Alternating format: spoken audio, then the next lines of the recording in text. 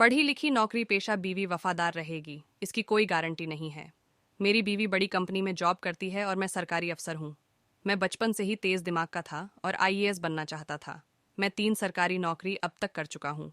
मेरे लिए शादी के रिश्ते आते थे, जिसमें से मैंने एक लड़की को पसंद किया जो बहुत खूबसूरत थी और प्राइवेट कंपनी में अच्छे पद पर थी।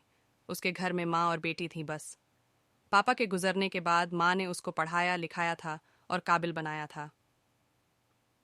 4 महीने तक एक दूसरे से बात करने के बाद साल 2022 में सगाई और 2023 के मई में शादी हो गई। मैंने शादी में 1 रुपया दहेज नहीं लिया। पर्सनल लोन लेकर बहुत शौक से शादी की। लेकिन शादी के 2 महीने बाद ही मैडम का बिहेव चेंज होने लगा। उनको मेरी बातें चुभने लगी। मेरे हृदय में वेदना उठी कि कुछ तो गड़बड़ है। मैंने उनके फ़ोन का पासवर्ड चुपके से याद किया और फिर एक रात उनका फ़ोन देखने लगा। पापी, फोन चेक करते ही मेरे पैरों तले की जमीन हिल गई।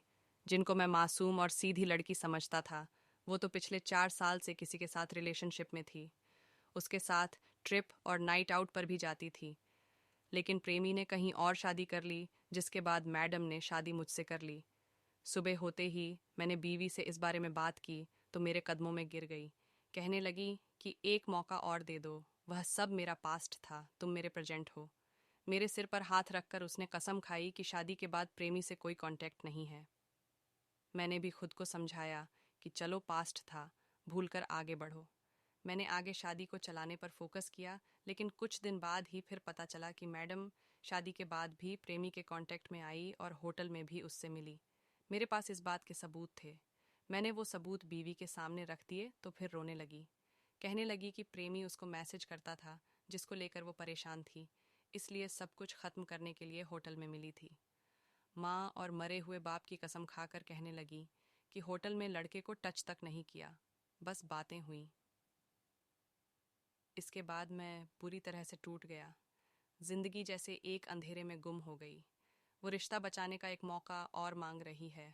मैं कहता हूँ कि रिश्ता ख़त्म करो तो कहती है कि रिश्ता तोड़ोगे तो मैं खुद को ख़त्म कर लूँगी। मुझे कुछ समझ नहीं आ रहा कि मैं क्या करूँ। मैंने मैडम को बोल दिया है कि आगे अगर फिर मुझे कुछ पता चला तो सीधे लीगल एक्शन लूँगा। अब मुझे उसके टच से भी नफ़रत होने लगी है। लेकिन इंसान होने के नाते सहानुभूति भी है कि अगर बीवी ने खुद के साथ कुछ कर लिया तो मैं अपने आप को कभी माफ़ नहीं कर पाऊंगा।